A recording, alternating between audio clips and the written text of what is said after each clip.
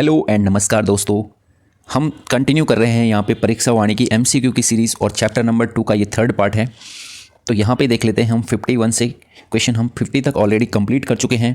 जो 51 नंबर पे हमारा क्वेश्चन है ये हमसे पूछ रहा है उत्तराखंड के संबंध में प्रथम लिखित उल्लेख कहाँ पर मिलता है। तो देखो ये क्वेश्चन वैसे भी पूछा गया है प्रीवियस ईयर में, तो इसका करेक्ट आंसर अगर हम बात करें तो ये है किसमें, ऋग्वेद में, और इसका आंसर नंबर बी सही है। अब देख लेते हैं कि अलग अलग पुराणों में इसे क्या क्या कहा गया है। पहले तो ऋग्वेद की बात कर लेते हैं। तो इसमें यहाँ पर इसके लिए देवभूमि का भी जिक्र किया गया है कि ये देवभूमि के नाम से भी ऋग्वेद में इसका उल्लेख है। उसके बाद यहाँ पर मनीषियों की भूमि भी इसे कहा गया है, मनीषियों की भूमि। Okay sir. उसके बाद अगर हम बात करें मनीषियों की पूर्ण भूमि इसे कहा गया है, पूर्ण भूमि। Okay sir. अगर हम बात करें कि इसे पुराणों में क्या क्या नामों से जाना गया है, तो पुराणों में इसे कहा गया है ब्रह्मपुर, ब्रह्मपुर कहा गया है इसे कहा गया है खसदेश, खसदेश, और इसे कहा गया है उत्तरखंड। तो ये इसको पुराणों में जाना जाता है। अगर बात करें कि बौद्ध साहित्यों में उत्तराखंड को किस नाम से जाना जाता है, तो बौद्ध साहित्यों में इसे जाना जाता है किस नाम से, हिमवंत। तो यहाँ तक क्लियर, हिमवंत। तो यहाँ से कुछ भी क्वेश्चन बन सकता है। अगर बात करें वेद की, तो हमारे कितने वेद हैं, 4 वेद हैं, और सबसे पुराना ऋग्वेद माना जाता है। ठीक है, चलते हैं नेक्स्ट क्वेश्चन की ओर। क्वेश्चन नंबर 52 ये हमसे पूछ रहा है किस ग्रंथ में उत्तराखंड के लिए देवभूमि का शब्द आया हुआ है। तो देवभूमि किसके लिए आया हुआ है, यहाँ पे ये आया हुआ है हमारा ऋग्वेद में। तो ये मैं आपको बता चुका हूँ। उसके बाद अगर हम नेक्स्ट क्वेश्चन की बात करें तो गढ़वाल के लिए केदारखंड व कुमाऊं के लिए मानसखंड शब्द का उल्लेख कहाँ पर मिलता है। तो ये क्वेश्चन बहुत सामान्य सा क्वेश्चन है और इसका उत्तर है स्कंद पुराण। अगर बात करें केदारखंड की तो ये गढ़वाल है, मानसखंड की बात करें तो ये कुमाऊं है। ठीक है, और ये है हमारा गढ़वाल। उसके बाद अगर बात करें गढ़वाल कहाँ से शुरू होता है, तो गढ़वाल शुरू होता है मायापुर, इसका नाम है था तब, और आज वर्तमान में ये है हरिद्वार। और यहाँ से जो बीच में केदारखंड और कुमाऊं खंड को अलग करता है इसका नाम है नंदा देवी, और इधर है कालागिरी की पहाड़ियाँ। तो कुमाऊं का एक बॉर्डर लगता है कालागिरी पे और एक लगता है इसके बीच में ये केदारखंड है, और यहाँ मायापुर से लेकर हरिद्वार से लेकर नंदा देवी तक हमारा केदारखंड है। कुल 5 खंडों का यहाँ पे स्कंद पुराण में जिक्र मिलता है। टोटल कितने खंडों का जिक्र मिलता है, 5। केदारखंड मानसखंड 2 हैं, एक है कश्मीर, एक है जालंधर और एक है नेपाल। तो ये 5 खंडों का यहाँ पे हमें उल्लेख मिलता है, केदारखंड, मानसखंड, कश्मीर, जालंधर, और एक मिलता है हमें नेपाल। ओके, चलते हैं नेक्स्ट क्वेश्चन में। नेक्स्ट क्वेश्चन है क्वेश्चन नंबर 54। स्कंद पुराण में माया क्षेत्र हरिद्वार से ले हिमालय तक के क्षेत्र को क्या कहा गया है। तो देखो ये मैं आपको बता चुका हूँ कि जो हमारा माया क्षेत्र है वर्तमान में हरिद्वार है, इससे हिमालय तक के क्षेत्र को क्या कहा गया है। जो नंदा देवी है उस तक के लिए क्या कहा गया है, इसे कहा गया है केदारखंड, और ये है वर्तमान में गढ़वाल क्षेत्र। नेक्स्ट की ओर चलते हैं। नेक्स्ट है हमारा स्कंद पुराण में नंदा देवी से कालागिरी पर्वत तक के क्षेत्र को क्या कहा गया है। ये भी मैं ऑलरेडी डिस्कस कर चुका हूँ। ये हमारा वर्तमान में कुमाऊं है और इसे कहा गया है मानसखंड। क्वेश्चन नंबर 56 ये हमसे पूछ रहा है कि पुराणों के अनुसार मानव के आदि पूर्व मनु का निवास स्थान व कुबेर की राजधानी कहाँ पर स्थित थी।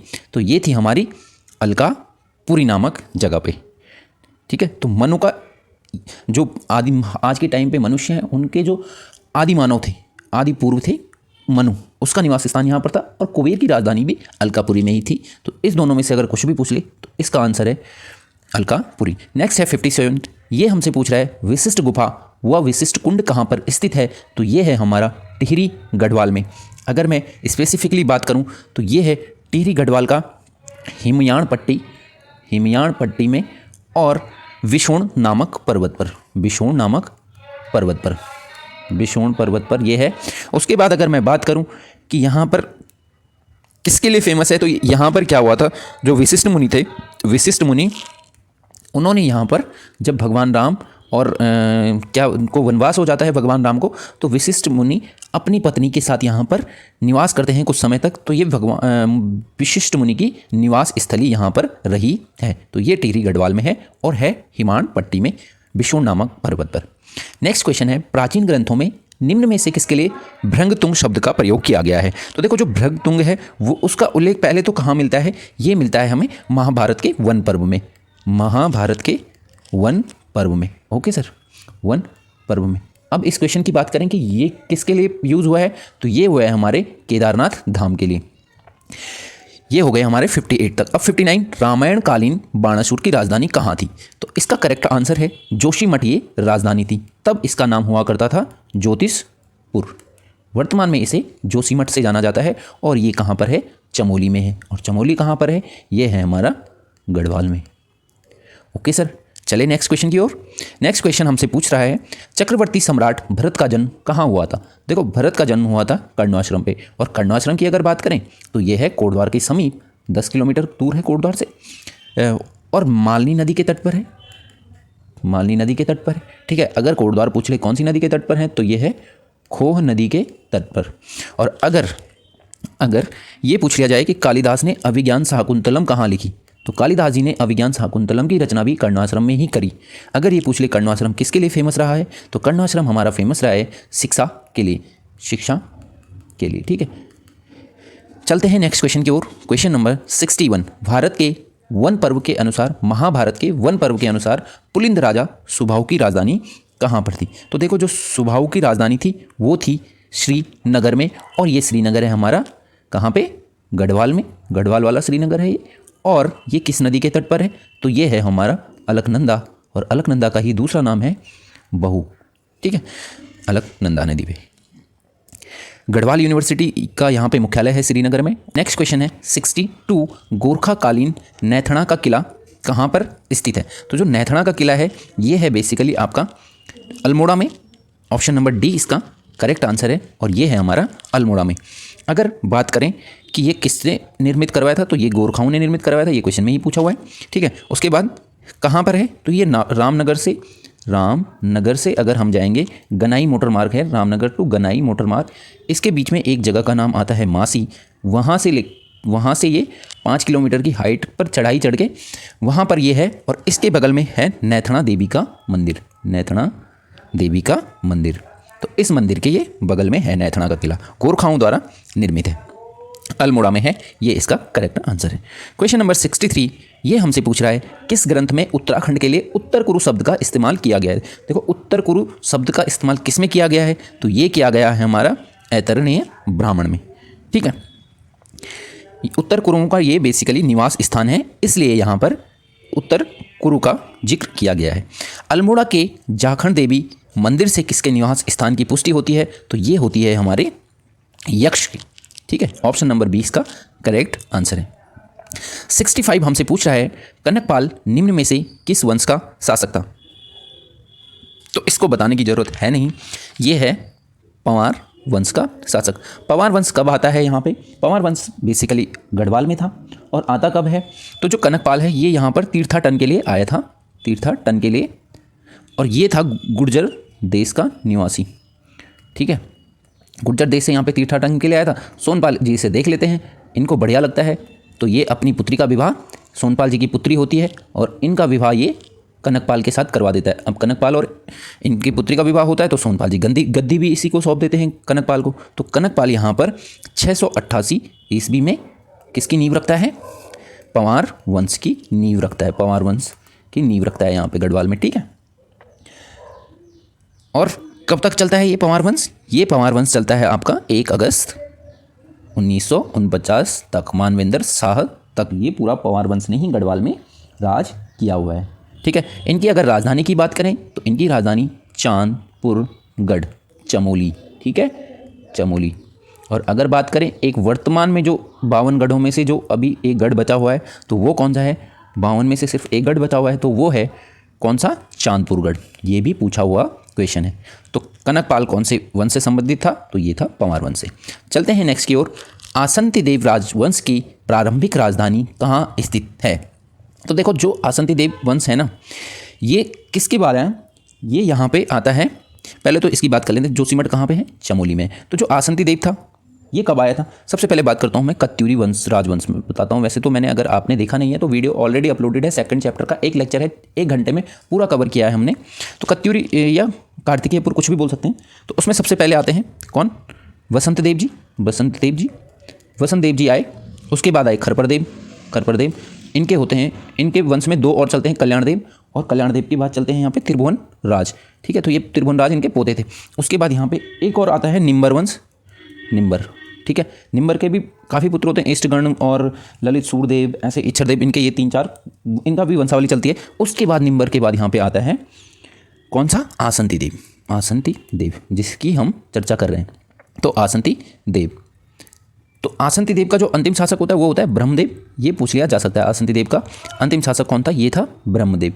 तो ब्रह्मदेव जी यहाँ पर आते हैं। उसके बाद अगर हम बात करें कि जो यहाँ पर करीबन 6वीं सदी से ये आ गए थे, शताब्दी के बाद आ गए थे यहाँ पे, ठीक है, कार्तिकेय वंश।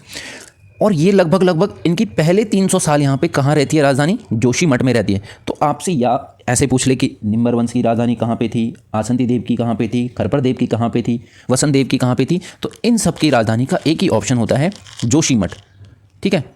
बाद में जब चंद राजा आए उसके बाद, और चंदों का माना जाता है कि 1020 से लेकर 1025 ईस्वी पे यहाँ पे सोमचंद ने चंद वंश की स्थापना करी, ठीक है, सोमचंद। तो इसके बाद ये यहाँ पर शिफ्ट होती है राजधानी। पहले के 3 साल जोशीमठ रहने के बाद इनकी राजधानी शिफ्ट होती है कहाँ पर, ये होती है इनकी चमोली, ये तो जोशीमठ तो चमोली में है, ठीक है। लेकिन उसके बाद इनकी राजधानी शिफ्ट हो जाती है कत्यूर घाटी के बैजनाथ में, ठीक है, कत्यूर घाटी में जो बैजनाथ है बागेश्वर में। चंद्र राजाओं का राज्य चिन्ह क्या था, तो इनका राज्य चिन्ह था गाय, और ये क्वेश्चन बहुत बारी पूछा जा चुका है।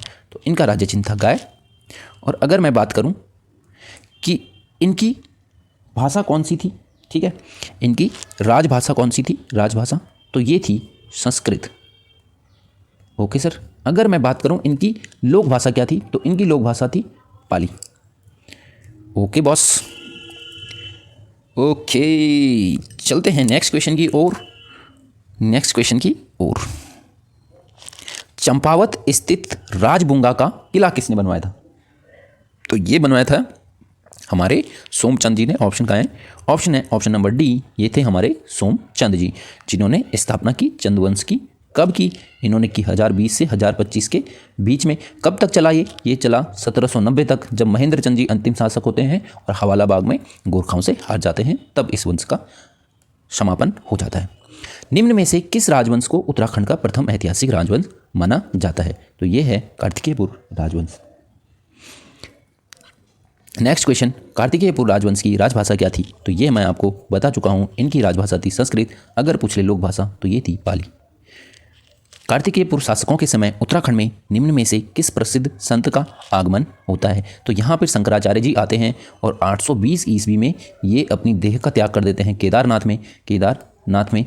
तो जब यहाँ पर कार्तिकेयपुर शासन चल रहा था तो यहाँ पे बौद्ध धर्म का वर्चस्व था। तो इस बौद्ध धर्म के वर्चस्व के कारण जो हिंदू धर्म था, सनातन धर्म था, उसका यहाँ पे एक तरीके से इग्नोरेंस हो रहा था और उसका अस्तित्व खतरे में था। तो इसलिए माना जाता है कि ये यहाँ पर शंकराचार्य जी के आने के बाद क्या होता है, हिंदू धर्म का पुनरुद्धार करने के लिए ये आते हैं और यहाँ पे केदारनाथ, बद्रीनाथ, इन मंदिरों का यहाँ पे पुनर्निर्माण करवाते हैं। गाँव में ग्राम प्रधान नियुक्ति प्रणाली किसने शुरू करी थी, तो ये करी थी हमारे चंद शासकों ने, ठीक है। उत्तराखंड पर शासन करने वाली प्रथम राजनीतिक शक्ति कुनिंद किसके समकालीन थी, तो ये क्वेश्चन काफ़ी इंपॉर्टेंट है और ये थी मौर्यों के। और मौर्यों के ये कहाँ से पता चलता है, ये पता चलता है हमें कालसी से अशोक के क्या हुए हैं, अभिलेख मिले हुए हैं। और कालसी कहाँ पर है, ये है टोंस और यमुना नदी के संगम पर, यमुना के संगम पर, ठीक है सर। तो कौन थे ये, कुनिंद थे। किसके समकालीन थे, ये थे मौर्यों के, ठीक है, कुनिंद। इवन कि यहाँ पे लिखा हुआ है कि कुनिंद कुछ साल तक मौर्यों के अधीन रहे हुए हैं। तो स्पेसिफिकली समकालीन रहना अलग चीज़ है और अधीन रहे हुए अलग चीज़ है। यहाँ पर पुलिंदों के लिए क्या कहा गया है, पुलिंद कहा गया है, पुलिंद, ठीक है, जो यहाँ पे लोग रहते थे। और एक और शब्द का यूज होता है अपारांत, इस क्षेत्र के लिए अपारांत का यूज होता है उसी अशोक के शिलालेख से, जो कि हमें कालसी से प्राप्त हुआ है। निम्न में से कौन सा सुमेलित नहीं है, तो देखो वीरभद्र ऋषिकेश सुमेलित है, गौविषाण काशीपुर पुराना नाम है, बिल्कुल सही। मोरध्वज कोटद्वार के समीप है, ठीक है। कालो डांडा जो है ये टिहरी में नहीं है, ये जो कालो डांडा है ये बेसिकली लैंसडाउन का पुराना नाम है, लैंसडाउन, ठीक है। हिल स्टेशन है। गढ़वाल राइफल का यहाँ पे क्या है, मुख्यालय है। और कोटद्वार से आई थिंक 70 किलोमीटर के आसपास होगा। दूर होगा। निम्न में से उत्तराखंड के संदर्भ में कौन सा कथन सत्य है? तो हमें वो कथन बताना है जो यहाँ पे सत्य होगा। चक्रवर्ती सम्राट भरत का जन्म उत्तराखंड में हुआ है, बिल्कुल सही। ये हुआ है कहाँ पर? ये हुआ है हमारा कर्णवाश्रम में, कर्णवाश्रम में। आदि गुरु शंकराचार्य का जन्म उत्तराखंड में ही हुआ है। ये कहीं पर क्लियर नहीं हुआ कि इनका जन्म कहाँ पर हुआ है। हाँ, भले ये यहाँ पर आए थे, उसके बाद पांडवों ने उत्तराखंड से ही स्वर्गारोहण किया था, बिल्कुल सही, पांडवों ने। तो यहाँ पे पहला वाला हमारा सही हो जाता है और तीसरा वाला, दूसरे वाले के बारे में कोई क्लियर सबूत नहीं है। इनका जन्म नहीं हुआ था, ये यहाँ पे तीर्थाटन के लिए आए थे और यहाँ पे कार्तिकेयपुर राजवंश जब चल रहा था तब ये यहाँ पर आए थे। तो करेक्ट आंसर विल बी 1 और 3। नेक्स्ट हमसे पूछ रहा है तपोवन में किसने तपस्या की थी? तो तपोवन में जो हमारे लक्ष्मण जी होते हैं उन्होंने तपस्या की थी, और लक्ष्मण जी ने तपस्या करी थी तपोवन में। और ये तपोवन है कहाँ पे? तो ये है हमारा टिहरी गढ़वाल में। Okay sir. पाली भाषा के बौद्ध साहित्यों में उत्तराखंड क्षेत्र के लिए किस शब्द का प्रयोग किया गया है? तो ये मैं आपको पहले वाले क्वेश्चन में बता चुका हूँ कि जो पाली भाषा के जो बौद्ध साहित्य है उसमें हिमवंत इस क्षेत्र के लिए कहा गया है और देवभूमि कहा गया है ऋग्वेद में। आदि शंकराचार्य ने कब केदारनाथ में तीर्थ में अपने देह का त्याग किया था? तो इन्होंने अपने देह का त्याग किया था 820 ईस्वी में।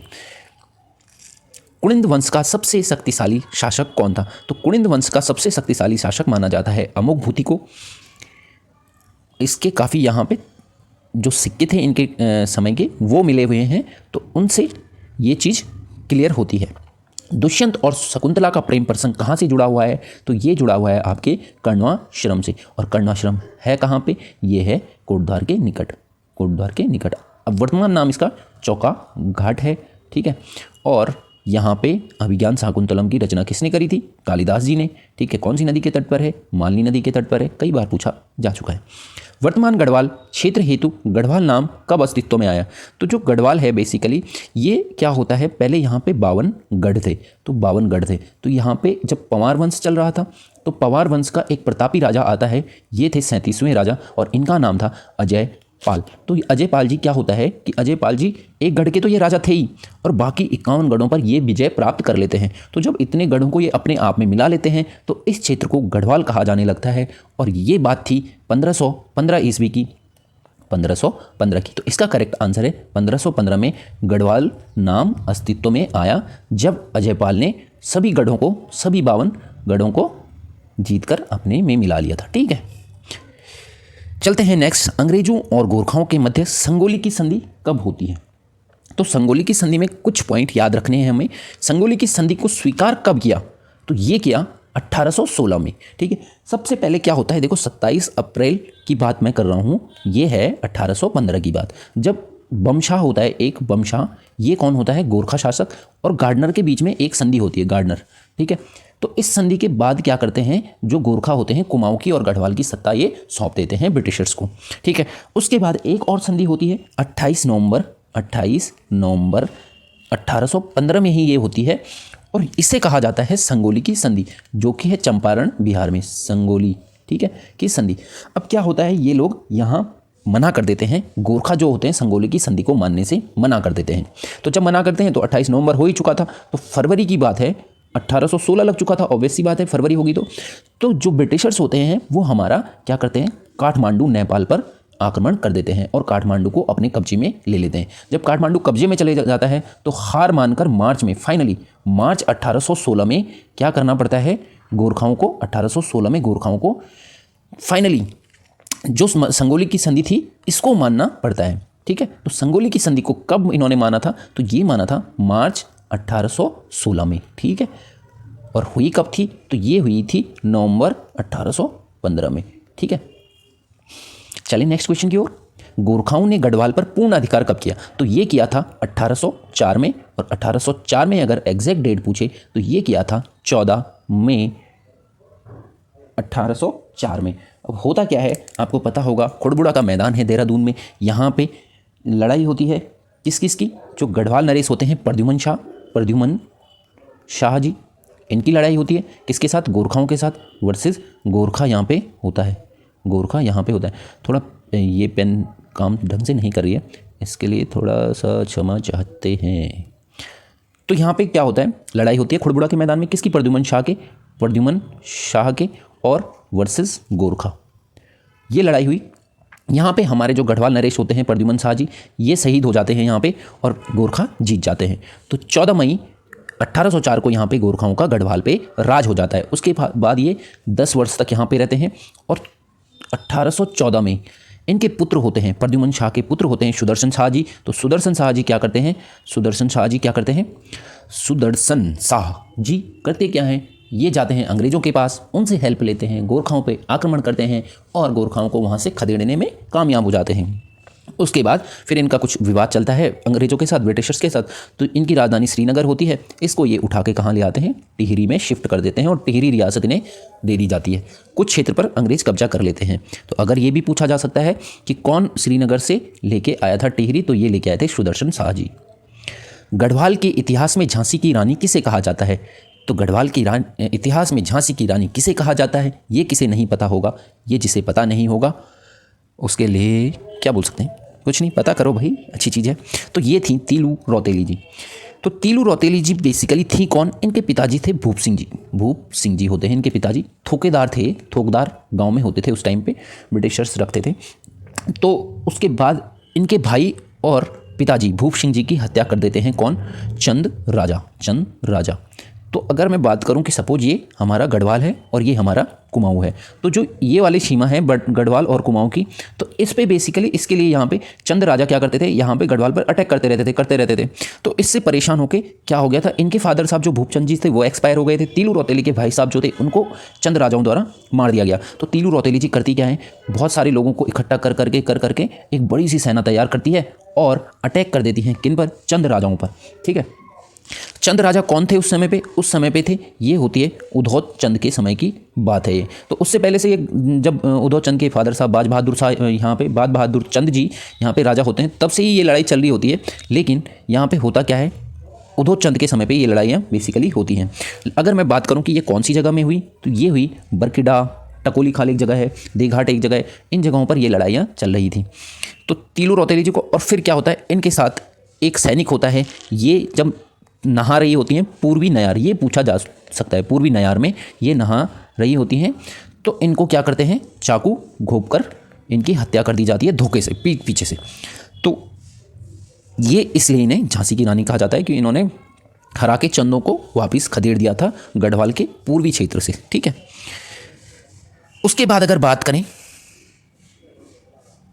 नेक्स्ट क्वेश्चन है हमारा, नेपाल नरेश अशोक चल ने उत्तराखंड पर कब आक्रमण किया था? तो ये आक्रमण किया था 1191 ईस्वी में। कौन नागकटी रानी के नाम से प्रसिद्ध है? तो ये हैं रानी कर्णावती। होता क्या है, रानी कर्णावती कौन थी, इनके बारे में अगर बात करें तो ये थी महीपति शाह जी की वाइफ। महीपति शाह जी की वाइफ थी ये। अब महीपति शाह जी एक्सपायर हो गए, ये हो गए एक्सपायर। तो इनका पुत्र था एक, रानी कर्णावती से ये पुत्र था, इसका नाम था पृथ्वीपति शाह। तो पृथ्वीपति शाह जी क्या होते हैं? गद्दी पर बैठ जाते हैं, उम्र कम होती है, मात्र 7 साल के होते हैं। तो जो रानी कर्णावती होती हैं, ये इनकी यहाँ पे क्या होती है? संरक्षिका होती है। नाम तो राजा का चलता रहता है पृथ्वीपति शाह का, लेकिन कामकाज कौन देखता है? ये देखती हैं रानी कर्णावती। इसी टाइम पे 1635 की बात है, राजा जो मुगल राजा था शाहजहाँ, वहाँ पे राज कर रहा था। तो शाहजहाँ क्या करता है? अटैक कर देता है दून घाटी पे अटैक कर देता है। इसके दल का नेतृत्व कौन कर रहा होता है शाहजहाँ के? तो ये कर रहा होता है दल का नेतृत्व यहाँ पे नवजात खां। तो नवजात खां जी यहाँ पे दल का नेतृत्व करते हैं। तो ये बड़ी बुद्धिमान रानी थी। इन्होंने क्या करा कि जो सैनिक बच गए थे लड़ाई से, मतलब विरोधी दल के नवजात खां के जो सैनिक थे वो बच गए अगर, तो उनको पकड़ के उनकी नाक काट दी थी। तो इन्हें नाक कटी रानी के नाम से भी जाना जाता है। उसके बाद जब नवजात खां वापस जाता है यहाँ मुगल दरबार में दिल्ली वापस, तो क्या होता है? ये सुसाइड कर लेता है और आत्महत्या कर देता है शर्म के मारे। तो इसलिए इन्हें नागकटी रानी नाम से जाना जाता है। कालसी स्थित अशोककालीन शिलालेख की भाषा क्या है? तो ये मिले हैं पाली भाषा में। ठीक है, और कब के हैं ये हैं 257 ईसा पूर्व के। ठीक है, आदि गुरु शंकराचार्य की समाधि कहाँ स्थित है? तो ये है केदारनाथ में स्थित। और अभी रिसेंटली हमारे प्राइम मिनिस्टर साहब ने यहाँ पे इनकी मूर्ति का अनावरण भी किया था। गोरखाओं ने कुमाऊं पर कब अधिकार प्राप्त किया? तो गोरखाओं ने कुमाऊं पर अधिकार प्राप्त किया 1790 में, जब हवाला बाग में महेंद्र चंद्र जी को ये हरा देते हैं। ठीक है, महेंद्र चंद्र जी को हरा देते हैं। ठीक है, और कितने साल तक किया? 25 वर्ष तक, 1815 तक। नेक्स्ट और आज के लिए लास्ट क्वेश्चन, तैमूरलंग ने हरिद्वार पर कब आक्रमण किया था? तो इसका सही आंसर है 1398 में यहाँ पे तैमूरलंग ने हरिद्वार पर आक्रमण किया था। तो इतना ही है आज के लिए, बाकी आगे के क्वेश्चन हम नेक्स्ट वीडियो में करेंगे। तो तब तक ध्यान रखिए, अपना ध्यान रखिए, अपनों का ध्यान रखिए। और अगर आप भी पटवारी बनना चाहते हैं या एसआई बनना चाहते हैं तो चैनल को सब्सक्राइब कर दीजिए, शेयर कर दीजिए, लाइक कर दीजिए। मिलते हैं नेक्स्ट वीडियो में, तब तक take care of your self and bye bye, signing of.